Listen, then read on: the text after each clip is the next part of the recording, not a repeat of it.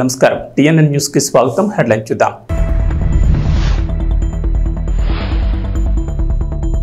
తెలంగాణలో కేంద్ర ప్రభుత్వం మరో శుభవార్త. 10 నగరాల్లో 30 స్టేషన్ల ఏర్పాటుకు గ్రీన్ సిగ్నల్ ప్రకటించిన కేంద్ర మంత్రి అశ్విని వైష్ణవ్.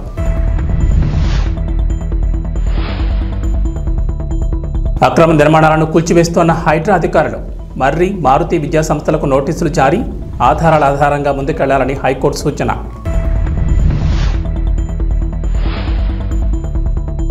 తెలుగుదేశం పార్టీలో చేరే నేతలకు షాక్. చంద్రబాబు సంచలన నిర్ణయం.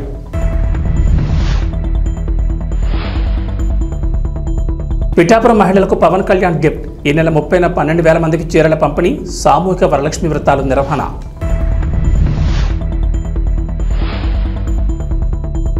ఆంధ్రప్రదేశ్కు వాతావరణ శాఖ హెచ్చరిక. రాష్ట్రంపై అల్పపీడనం ప్రభావం. భారీ నుంచి అతి భారీ వర్షాలకు ఛాన్స్. తెలంగాణకు నరేంద్ర మోడీ సర్కార్ మరో శుభవార్త వినిపించారు. నరేంద్ర మోడీ అధ్యక్షతన జరిపిన మంత్రివర్గ సమావేశంలో కీలక నిర్ణయాలు తీసుకున్నారు. అందులో తెలంగాణకు national industrial corridor development program కింద జహీరాబాద్లో ఇండస్ట్రియల్ స్మార్ట్ సిటీని కేటాయించగా మరో గుడ్ న్యూస్ కూడా వినిపించింది. దేశంలో కొత్త FM రేడియో స్టేషన్ల ఏర్పాటుకు కేంద్ర మంత్రివర్గం ఆమోదం తెలిపింది. ఈ మేరకు దేశంలోని 234 నగరాల్లో మొత్తంగా 730 ప్రైవేట్ FM స్టేషన్ల ఏర్పాటు కోసం త్వరలోనే ఈ వేలం నిర్వహిస్తామని కేంద్ర సమాచార ప్రసార రైల్వే శాఖ మంత్రి అశ్విని వైష్ణవ్ తెలిపారు. కేబినెట్ సమావేశంలో తీసుకున్న నిర్ణయాలను మీడియాకు మంత్రి అశ్విని వైష్ణవ్ తెలిపారు. మాతృభాషలో స్థానిక కంటెంట్ను పెంచడంతో పాటు కొత్త ఉపాధి అవకాశాలను సృష్టించడంలో భాగంగా టైర్ 2, టైర్ 3 నగరాలకు FM రేడియోను తీసుకెళ్తామని వెల్లడించారు. స్థానికంగా ఉన్న ప్రతిభను దృష్టిలో ఉంచుకుని ఈ ప్రాజెక్టును రూపొందిస్తామని మంత్రి వెల్లడించారు. ఇందులో భాగంగానే తెలంగాణలోని 10 నగరాల్లో 30 FM స్టేషన్ల కోసం ఈ వేలం నిర్వహించేందుకు కేంద్ర మంత్రివర్గం ఆమోదం తెలిపింది. చెరువులు, FTL, బఫర్ జోన్ ప్రాంతాల్లో అక్రమాలపై హైడ్రా ఉక్కుపదం మోపుతోంది. హైడ్రా పేరు వింటేనే అక్రమార్కుల గుండెల్లో రైళ్లు పరిగెడుతున్నాయి. ఈ క్రమంలో పలువురు తమ భవనాలను ఎక్కడ కూల్చివేస్తారోననే భయంతో కోర్టులను ఆశ్రయిస్తున్నారు. తాజాగా బీఆర్ఎస్ ఎమ్మెల్యే మర్రి రాజశేఖర రెడ్డికి చెందిన మర్రి ఎడ్యుకేషనల్ సొసైటీ, మారుతి ఎడ్యుకేషనల్ సొసైటీల కోర్టులో పిటిషన్ దాఖలు చేశాయి. ఈ పిటిషన్ బుధవారం విచారణ చేపట్టిన తెలంగాణ ఉన్నత న్యాయస్థానం మర్రి, మారుతి ఎడ్యుకేషనల్ సొసైటీల భవనాల కూల్చివేత వ్యవహారంలో నిబంధనల ప్రకారమే ముందుకెళ్లాలని హైడ్రా రెవెన్యూ అధికారులకు ఆదేశాలు జారీ చేసింది. ఈ విద్యా సంస్థల భవనాలను అక్రమ నిర్మాణాలుగా పేర్కొంటూ MRO ఇచ్చిన నోటీసులనే షోకాజ్ నోటీసులుగా పరిగణించి వాటికి సంబంధించిన ఆధారాలను సమర్పించాలని పిటిషనర్లను ఆదేశించింది.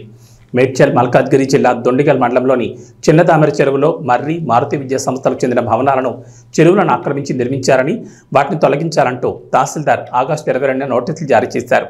ఈ నోటీసులను సవాల్ చేస్తూ 2 విద్యా సంస్థలు వేర్వేరుగా పిటిషన్లు వేశాయి. తెలుగుదేశం పార్టీలో చేరేవారికి ఆ పార్టీ అధినేత నారా చంద్రబాబు నాయుడు షాక్ ఇచ్చారు. ఏపీలో పార్టీ అధికారంలోకి వచ్చినప్పటి నుంచి ఇతర పార్టీల నుంచి భారీగా వలసలు కొనసాగుతున్నాయి. మరీ ముఖ్యంగా వైఎస్ఆర్సీపీ నుంచి భారీగా నేతలు, ఎమ్మెల్యేలు, ఎంపీలు, ఎమ్మెల్సీలు సైకిల్ ఎక్కుతున్నారు. భవిష్యత్తులో మరికొందరు నేతలు కూడా వచ్చే అవకాశాలున్నాయనే వార్తలు జోరుగా సాగుతున్నాయి. ఈ క్రమంలోనే చంద్రబాబు సంచలన నిర్ణయం తీసుకున్నారు. పార్టీలోకి వచ్చేవారు ఎవరైనా సరే తమ పదవులకు రాజీనామా చేసిన తర్వాతే పసుపు కండువా కప్పుకోవాలని షరతు విధించారు. తెలుగుదేశం పార్టీలో చేరికలపై చంద్రబాబు కీలక వ్యాఖ్యలు చేశారు. టీడీపీలో చేరేందుకు ఎవరు సిద్ధమైనా రాజీనామా చేసిన తర్వాతే రావాలని కొత్త షరతు పెట్టారు. వ్యక్తిత్వం ఆధారంగానే పార్టీలో చేరికలుంటాయని చంద్రబాబు తేల్చి చెప్పారు. రాజకీయాల్లో ఎంతటి వారైనా విలువలు పాటించాలని ఈ సందర్భంగా తెలుగుదేశం పార్టీ అధినేత సూచించారు. పిఠాపురం నియోజకవర్గం ఆడపడుచులకు deputy CM Pawan Kalyan special gift ఇవ్వనున్నారు. పిఠాపురంలోని ప్రముఖ పుణ్యక్షేత్రం పాతగాయిలో ఈ నెల 30వ తేదీన సామూహిక వరలక్ష్మి వ్రతాలకు పవన్ కళ్యాణ్ సొంత డబ్బుతో 12,000 మందికి చీరలు, వ్రత పూజ సామగ్రి పంపిణీ చేయాలని నిర్ణయం తీసుకున్నారు. ఈ మేరకు ఆ ఏర్పాట్లను పర్యవేక్షిస్తున్న ఎమ్మెల్సీ పిడుగు హరిప్రసాద్ పర్యవేక్షించారు. ప్రతి ఏటా శ్రావణ మాసం చివరి శుక్రవారం రోజు పిఠాపురంలోని ప్రముఖ పుణ్యక్షేత్రం పురుహూతిక ఆలయంలో సామూహికంగా వరలక్ష్మి వ్రతాలు నిర్వహిస్తారు. ఈ ఏడాది కూడా ఆగస్టు 30న సామూహిక వరలక్ష్మి వ్రతాలకు ఏర్పాట్లు చేశారు ఆలయ అధికారులు. అయితే వ్రతం కోసం వచ్చే ఆడపడుచులకు డిప్యూటీ సీఎం తన సొంత ఖర్చులతో చీరలు పంపిణీ చేయనున్నారు. కుక్కుటేశ్వర ఆలయంలో అమ్మవారికి ఏదైతే సాంప్రదాయబద్ధంగా వస్తుందో ఏటా ఆ పరంపరను ఆయన కూడా కొనసాగించాలని నిర్ణయించుకొని ఆల్రెడీ శారీస్ పంపించారు. దగ్గర 12,000 శారీస్ రేపు పంపిణీ చేయబోతున్నాం. దేవాలయంలో ఏటా ఎంతమందికి కుంకుమలు ఇస్తారో అంతమందికి ఇస్తాం. ఈసారి కూడా మిగిలినవి మన నాయకులు వీళ్ళందరూ అదే ఇద్దరు రోజున పంపిణీ చేస్తారు. ఇక్కడ నియోజకవర్గం మొత్తం ఈ పంపిణీ జరుగుతుందా సార్? ఆలయం దగ్గరే ముఖ్యంగా పంపిణీ జరుగుతుంది. ఎగువన మహారాష్ట్ర, కర్ణాటకలోని కృష్ణానది పరివాహక ప్రాంతాల్లో భారీ వర్షాలతో ఆల్మట్టి, నారాయణపూర్, చూరాల మీదుగా శ్రీశైలం జలాశయానికి భారీగా వరదొస్తోంది. దీంతో శ్రీశైలం గేట్లెత్తి స్పిల్వే ద్వారా 2.27 లక్షల క్యూసెక్ నీటిని విడుదల చేస్తున్నారు. ఎగువ నుంచి 3.11 లక్షల క్యూసెక్లు రావడంతో కుడి ఎడమ కేంద్రాల్లో విద్యుదుత్పత్తి కొనసాగుతోంది. విద్యుదుత్పత్తి ద్వారా 68,807 క్యూసెక్లు విడుదలవుతోంది. దాదాపు 3 లక్షల క్యూసెక్ల ప్రవాహం నాగార్జున సాగర్ ప్రాజెక్టుకు చేరుతోంది.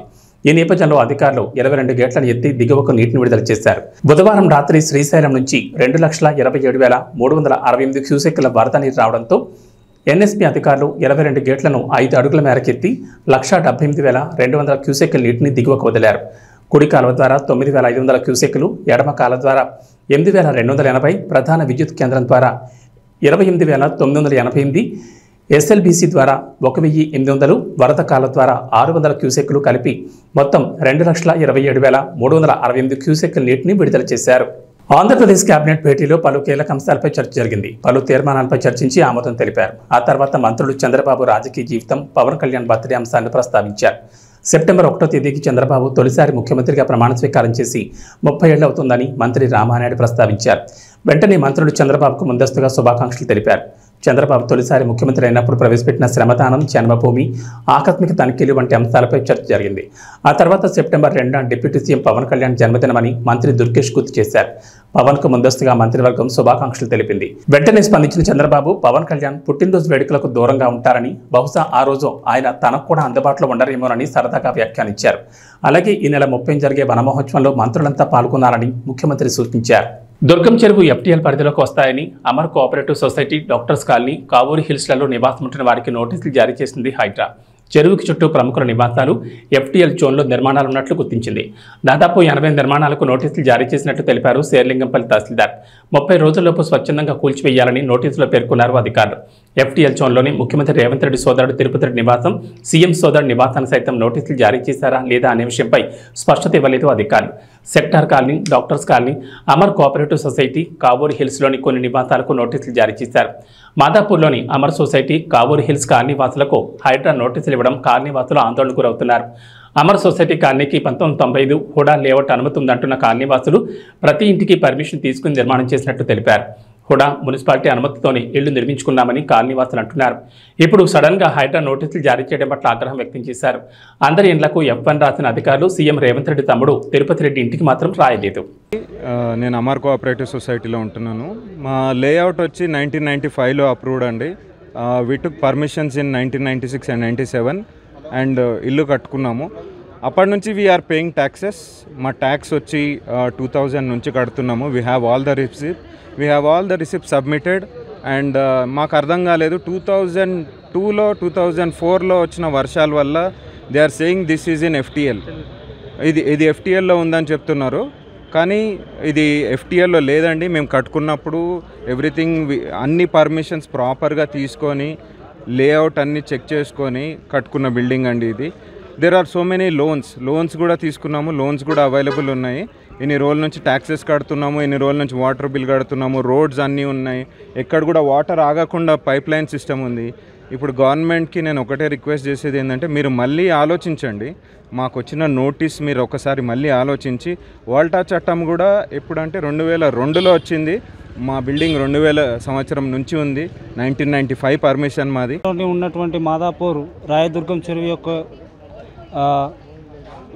డాక్టర్స్ కాలనీ కానీ మరియు అమర్ కోఆపరేటివ్ సొసైటీలో ఇచ్చినటువంటి కావేరీ హిల్స్ ఇలా అన్ని ప్రాంతాల్లో ఇచ్చినటువంటి ఈ నోటీసులకు వ్యతిరేకంగా మేము సిపిఎం పార్టీగా డిమాండ్ చేస్తూ ఉన్నాం.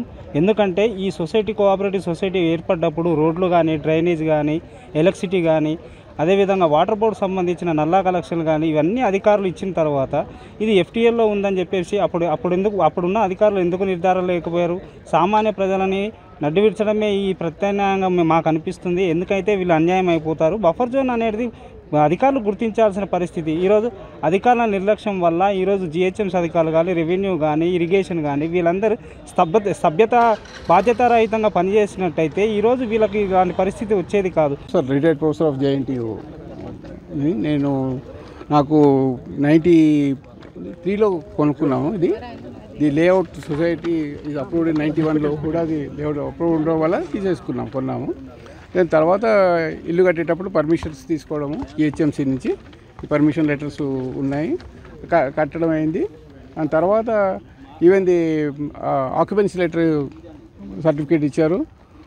Next even the municipality water works వాళ్ళు డ్రైనేజీ వాటికి పర్మిషన్స్ ఇది ఇచ్చారు. అందరూ నిలబడి ఉంటున్నాము living for last 30 years. So ఇప్పుడు వచ్చి 3rd August డేట్ ఏదో తహసీల్దార్ వాళ్ళు వచ్చి వాళ్ళు అంటించిపోయారు ఇంటికి. 10th నాడు అంటించారు. డేట్ అది 3rd వేశారు, కానీ 10th కూడా 12th నాడు ఇచ్చారు. సో ఇది ఏంది అని చెప్పి మేము మళ్ళీ రిప్రజెంటేషన్ ఇచ్చాము. ఇవన్నీ ఉన్నాయి. Why you given that it is FTL ఇవన్నీ చూసుకోవాల్సిన బాధ్యత హుడాది దెన్ HMDA వాళ్ళది కదా. కొనుక్కునే వాళ్ళకి మాకేం తెలుస్తుంది ఇవన్నీ. నేను doctor Gopal Reddy, Amar cooperative society, Jubilee hills. So ఇక్కడ వచ్చేసి ఇప్పుడు ఇది మాది ఇది ఇప్పుడు ఇచ్చిన మాది నోటీస్ ఇది వచ్చేసి లేఅవుట్ వచ్చేసి 1995లో లేఅవుట్ అప్రూవ్ అయిందండి. సో 1995లో హుడా లేఅవుట్ అప్రూవ్ అయింది. హుడా లేఅవుట్ 1995లో అప్రూవ్ అయిన తర్వాత ఆ తర్వాత దీనికి సంబంధించి కొన్ని పర్మిషన్లు తీసుకొని అందరూ ఇల్లు కన్స్ట్రక్షన్ చేయడం జరిగింది. 1995 నుంచి 2005 వరకు ఇప్పుడు ఏమైనా బిల్డింగ్స్ చూస్తాను 20-25 సంవత్సరాల పాత బిల్డింగ్స్, చాలా మటుకు పాత బిల్డింగ్స్ ఉన్నాయి. అవన్నీ కట్టుకుంటూ అది ఇక అప్పులు చేసి ఇక ఉన్నాయి లేని అన్ని తీసుకొని ఇల్లు కట్టుకోవడం స్టార్ట్ చేసినారు. ఈ తర్వాత 2010లో వచ్చేసి ఏదో ఇరిగేషన్ డిపార్ట్మెంట్ నుంచి FTL అని చెప్పేసి ఒకటి వచ్చి వాళ్ళు వచ్చి వెరిఫై చేసి అప్పుడు 2010లో కూడా ఆగస్టులో మనకు అందరికీ తెలిసిందే, మనం పాత రికార్డ్స్ చూస్తే తెలుస్తుంది. అప్పుడు ఒకసారి భారీగా వర్షం పడ్డది. ఒకటే రోజు 24 సెంటీమీటర్ల వర్షం పడిన సిటీలో చాలా అల్లకల్లం అయింది. అప్పుడు చాలా పెద్ద లోతట్టు ప్రాంతాల్లో చాలా ఇట్లలో కూడా డిస్టర్బెన్స్ జరిగింది. ఆ టైంలో వాళ్ళు వచ్చేసి అదే డేని వాళ్ళు ఏదో FTL కింద తీసుకుంటామని చెప్పేసి మీకు ఇక్కడ దాకా నీకు నీళ్ళు వచ్చినాయి అని చెప్పేసి దాన్ని ఏదో FTL కింద చేశారు. అది కూడా మాకు ఎటువంటి నోటిఫికేషన్ కానీ ఎటువంటి ఏది కానీ శాస్త్రీయంగా చేసిన పద్ధతి కాదు. మనకి ఇంకోటి ఇప్పుడు అంతకంటే 15 ఏళ్ల కింద లేఅవుట్ ఫామ్ అయింది. 15 ఏళ్ల కింద అంతకంటే 15 ఏళ్ల కింద ఇల్లు కట్టుకున్న వాళ్ళు వచ్చేసి ఇప్పుడు 2010లో వచ్చి కుప్పం ఎంపీడీఓ కార్యాలయంలో నిర్వహించిన ప్రజా ఫిర్యాదుల పరిష్కార వేదిక కార్యక్రమంలో జిల్లా కలెక్టర్ సుమిత్ కుమార్ మరియు ఎమ్మెల్సీ కంచర్ల శ్రీకాంత్ పాల్గొన్నారు. ఈ సందర్భంగా అర్జీదారులు ఎంపీడీఓ కార్యాలయానికి చేరుకుని తమ సమస్యలను జిల్లా కలెక్టర్కి విన్నవించి అర్జీలను సమర్పించారు. రాష్ట్ర ప్రభుత్వం ప్రజల సమస్యలను పరిష్కరించేందుకు ప్రజా ఫిర్యాదుల పరిష్కార వేదిక కార్యక్రమాన్ని నిర్వహించడం జరుగుతుందని ఎమ్మెల్సీ కంచర్ల శ్రీకాంత్ తెలిపారు. ఈ కార్యక్రమంలో కడా పీడీ వికాస్ మర్మత్, జిల్లా అధికారులు మరియు తదితరులు పాల్గొన్నారు.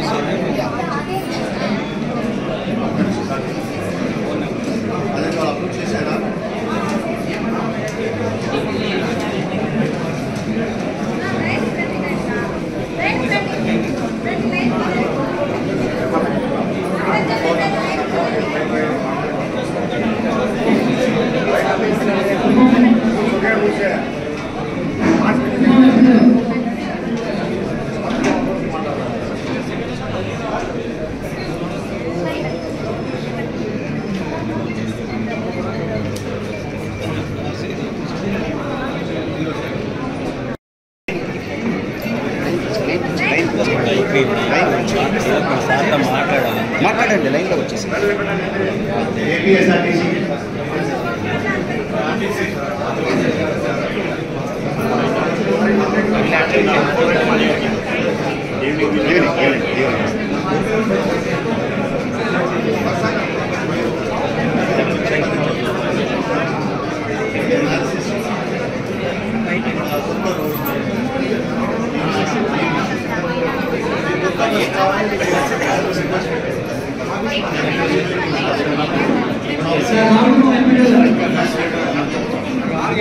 సార్ ఒప్పుకున్నాం మండే సార్ వచ్చిన 10 రోజులు విద్యార్థి దశ నుండే చదువుతో పాటు క్రీడల పట్ల ఆసక్తి పెంచుకోవాలని, దైనందిన జీవితంలో ప్రతి ఒక్కరూ క్రీడలు, వ్యాయామం ఒక భాగంగా అలవర్చుకోవాలని, తద్వారా శారీరక మానసిక దృఢత్వంతో ఆరోగ్యకరమైన సమాజం ఏర్పాటవుతుందని జిల్లా కలెక్టర్ డాక్టర్ ఎస్ వెంకటేశ్వర్ పిలుపునిచ్చారు. గురువారం hockey legend major Dhyan Chand జయంతి పురస్కరించుకుని దేశవ్యాప్తంగా జాతీయ క్రీడల దినోత్సవం 2024 నిర్వహణ నేపథ్యంలో స్థానిక Srinivasa sports complex Balaji colony నుంచి మహతి ఆడిటోరియం వరకు నిర్వహించిన ర్యాలీలో పాల్గొని జెండా ఊపి జిల్లా కలెక్టర్ ప్రారంభించారు. ఈ సందర్భంగా కలెక్టర్ మాట్లాడుతూ hockey legend major Dhyan Chand జయంతిని పురస్కరించుకుని దేశవ్యాప్తంగా జాతీయ క్రీడల దినోత్సవం 2024 నిర్వహించుకోవడం జరుగుతుందని, భారత హాకీ లెజెండ్ ధ్యాన్ చంద్ గొప్ప హాకీ ప్లేయర్ అని, మన దేశానికి స్వాతంత్రం వచ్చినప్పటి నుంచి జరిగిన ఒలింపిక్స్ క్రీడల్లో వారి స్ఫూర్తితో 8 గోల్డ్ మెడల్ సాధించడం ఒక ఎనలేని ఘనతని తెలిపారు. ఈ నెల 26 నుంచి పలు క్రీడల పోటీలు, ఇతర పోటీలు కళాశాలల్లో, పాఠశాలలో నిర్వహించి క్రీడలను ప్రోత్సహించే దిశగా చర్యలు తీసుకోవడం జరిగిందని తెలిపారు. ఈ మధ్యకాలంలో ప్రజలు, యువత వారి దైనందిన జీవితంలో ఉంటున్న వర్క్ స్ట్రెస్ వలన, మానసిక ఒత్తిడి వలన, సెల్ ఫోన్, సోషల్ మీడియా వంటి వాటి మితిమీరి వాడకం తదితరాల వలన క్రీడల పట్ల ఆసక్తి, సమయం కేటాయించడం, శారీరక వ్యాయామం తగ్గిందని, తద్వారా చిన్న వయసు నుంచే బీపీలు, డయాబెటీస్ వంటి పలు వ్యాధుల బారిన పడుతున్నారని తెలిపారు.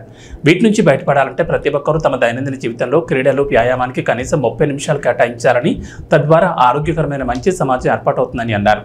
చదువుతో పాటు క్రీడలు, వ్యాయామం దైనందిన జీవితంలో విద్యార్థి దశ నుంచి అలవర్చుకోవాలని సూచిస్తూ, తద్వారా శారీరక, మానసిక దృఢత్వమే కాకుండా టీమ్ స్పిరిట్, కాన్ఫిడెన్స్ స్థాయిలు పెరుగుతాయని తెలిపారు. జిల్లాలోని టీచర్లు, పీఈటీలు క్రీడా మైదానాలు ఉన్నా లేకున్నా క్రమం తప్పకుండా విద్యార్థులకు క్రీడలు నిర్వహించాలని కోరారు. ఈ కార్యక్రమంలో జిల్లాలోని ప్రజలందరూ పాల్గొనాలని కోరారు. ఈ కార్యక్రమంలో జిల్లా క్రీడల అభివృద్ధి అధికారి సయ్యద్ సాహెబ్, జిల్లా విద్యాశాఖ అధికారి శేఖర్, జిల్లా ఒలింపిక్స్ అసోసియేషన్ అధ్యక్షులు Praveen, professor Shivashankar Reddy, director SVU Jayachandra, director SV veterinary university, జిల్లా మాస్టర్ అసోసియేషన్ ప్రెసిడెంట్ మరియు సెక్రటరీ, ఎన్సీసీ అధికారులు, వివిధ పాఠశాలల, కళాశాలల విద్యార్థులు, ఎన్సీసీ సీనియర్ సిటిజన్లు, పలువురు క్రీడాకారులు పాల్గొన్నారు.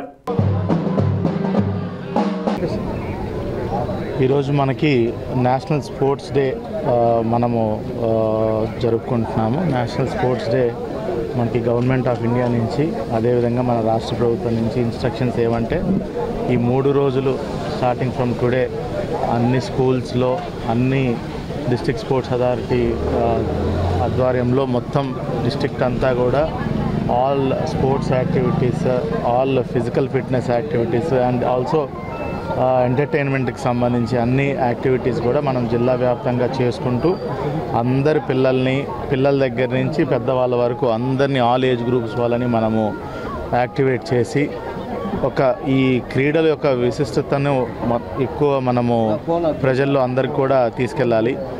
మనకి కాలక్రమేణా మారుతున్న పరిస్థితులు బట్టి జనాల్లో స్ట్రెస్ గురి ఎక్కువ అవుతున్నారు.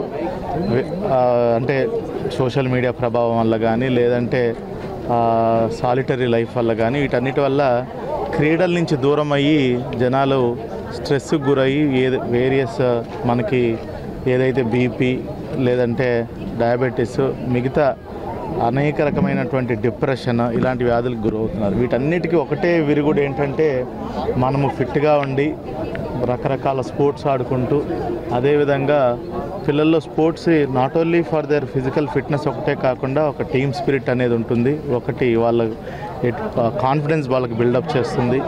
అదేవిధంగా వాళ్ళు ఎటువంటి హెల్త్ ప్రాబ్లమ్స్ కూడా గురవకుండా సమాజం కూడా ఒక వెరీ యాక్టివ్గా తయారవుతుంది. సో స్పోర్ట్స్ అనేది చాలా చాలా చాలా ఇంపార్టెంట్ అండి.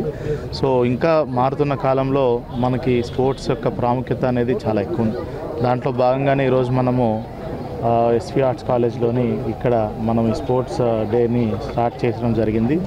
ఆల్ లైన్ డిపార్ట్మెంట్స్ అన్నీ కూడా గేరప్ అయి ఉన్నాయి. మొత్తం అక్రాస్ జిల్లాలో అన్ని స్కూల్స్లో కూడా మనము వేరియస్ స్పోర్ట్స్ రిలేటెడ్ యాక్టివిటీస్ అన్నీ చేస్తున్నాము. మీ అందరికీ తెలిసిందే, మొన్ననే కూడా మనకి ఒలింపిక్స్ కూడా జరిగింది. ఒలింపిక్స్లో ఒకప్పుడు భారతదేశానికి ఎంతో గౌరవ ప్రతిష్టలు అందించినటువంటి మేజర్ ధ్యాన్ చంద్ గారిని స్మరించుకొని ఈరోజు ఆయన ఐ థింక్ పుట్టినరోజు కదా, పుట్టినరోజుకి సంబంధించి ఈరోజు మనము స్పోర్ట్స్ నిర్వహించుకుంటున్నాం. ఒలింపిక్స్కి ఇండిపెండెన్స్ వచ్చిన తర్వాత భారతదేశానికి సుమారుగా 8 గోల్డ్ మెడల్ హాకీలో తీసుకొచ్చిందంటే ఇది కేవలం ఆయన ఘనత అని చెప్పాలి. సో ఆయనని మనము ముందు పెట్టుకొని ఫ్లాగ్ బేరర్గా పెట్టుకొని మనం దేశమంతటా కూడా ఈరోజు ఈ స్పోర్ట్స్ డే అనేది నేషనల్ స్పోర్ట్స్ డే నిర్వహించుకుంటున్నాము. సో మీరు ఇక్కడ చూసుంటారు, పిల్లల దగ్గర నుంచి పెద్ద వయసు వాళ్ళు, అసలు వయసుతో సంబంధం లేకుండా అందరూ చాలా యాక్టివ్గా ఇక్కడ మనము చేసుకుంటున్నాం. అదేవిధంగా I request all school teachers, అదేవిధంగా ఆల్ పీటీ మాస్టర్స్ అందరినీ కూడా పిల్లల్ని మీకు వీలైనంత గ్రౌండ్స్ ఉన్నా లేకపోయినా దగ్గరలో ఫిజికల్ యాక్టివిటీస్ అనేది ఖచ్చితంగా ప్రతి ఒక్కరికి చేపించాలి. ఎక్కువ టైం స్పెండ్ చేయాలి. చదువుతో పాటు ఈక్వల్గా కూడా వాటికి మనం టైం కేటాయించినట్టయితే పిల్లల్లో ఒక మనోస్థైర్యము, ఒక కాన్ఫిడెన్స్, టీమ్ బిల్డింగ్, అదేవిధంగా వాళ్ళు ఏదైనా సాధించగలమనే ఒక తపన, ఇదన్నీ కూడా డెవలప్ అవుతుంది apart from health benefits. So I request everyone to take part in this sports national sports day. ఈ 3 days యాక్టివిటీస్లో request all the people in the Tirupati district to take part. ఈ రీ రిలీజ్ ట్రెండ్ మాట ఏమో కానీ fans దెబ్బకి theatre యాజమాన్యాలు తరల పట్టుకుంటున్నాయి.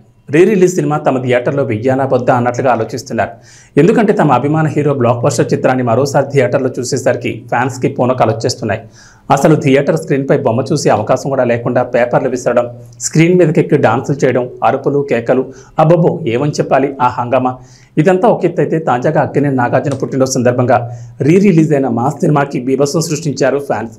కర్నూలులోని ఓ థియేటర్లో అయితే బాణాసంచా పేల్చి చుక్కలు చూపించారు. కర్నూలులోని ఓ థియేటర్లో మాస్ సినిమాను రీ రిలీజ్ చేశారు. అయితే సినిమా పూర్తయిన తర్వాత Nagarjuna super hit songs mash up వేశారు. హలో బ్రదర్ చిత్రంలోని కన్నెపెట్టరో కన్ను కొట్టరో పాట ప్లే అవుతుండగా స్క్రీన్ ముందు టపాసులు పేల్చారు ఫ్యాన్. ఈ దెబ్బతో థియేటర్ మొత్తం పొక్కమ్మేసింది. ఫైర్ అలారం మోగుతున్నా సరే ఫ్యాన్స్ అదే ఊపులో చిందులు వేస్తూ కనిపించారు. ఈ వీడియోలు సోషల్ మీడియాలో తెగ వైరల్ అవుతున్నాయి. ఇక వాతావరణ విషయానికి వస్తే ఏపీలో వర్షాలు కురుస్తాయంటోంది వాతావరణ శాఖ. తూర్పు మధ్య బంగాళాఖాతంలో ఉపరితల ఆవర్తనం ఏర్పడగా ఈ ప్రభావంతో ఇవాళ అల్పపీడనం ఏర్పడే అవకాశం ఉందని అంచనా వేస్తున్నారు. ఈ అల్పపీడనం 2 రోజుల్లో ఇది పశ్చిమ వాయు దిశగా కదులుతూ దక్షిణ ఒడిశా, ఉత్తరాంధ్ర తీరాలకు దగ్గరగా వెళుతుందని భావిస్తున్నారు. ఈ అల్పపీడన ప్రభావంతో రాబోయే 4 రోజుల్లో రాష్ట్ర వ్యాప్తంగా విస్తారంగా వర్షాలు కురుస్తాయని అంచనా వేస్తోంది. ఇవాళ శ్రీకాకుళం, పార్వతీపురం, మన్యం, అల్లూరు సీతారామరాజు, చిత్తూరు, శ్రీ సత్యసాయి, అన్నమయ్య జిల్లాల్లోని కొన్ని ప్రాంతాల్లో ఓ మోస్తరు వర్షాలు కురిసే అవకాశం ఉందని విపత్తుల నిర్వహణ సంస్థ తెలిపింది. విజయనగరం, విశాఖపట్నం, అనకాపల్లి, కాకినాడ, డాక్టర్ బిఆర్ అంబేద్కర్ కోనసీమ, తూర్పుగోదావరి, పశ్చిమ గోదావరి, ఏలూరు, కృష్ణా, ఎన్టీఆర్, గుంటూరు, బాపట్ల, పల్నాడు, ప్రకాశం, నెల్లూరు, తిరుపతి, కర్నూలు, నంద్యాల, అనంతపురం, కడప జిల్లాల్లోని కొన్ని ప్రాంతాల్లో తేలికపాటి వర్షాలు కురిసే అవకాశం ఉందని అంటున్నారు. ఏవీ బులెటిన్ విశేషాలు. నమస్కారం.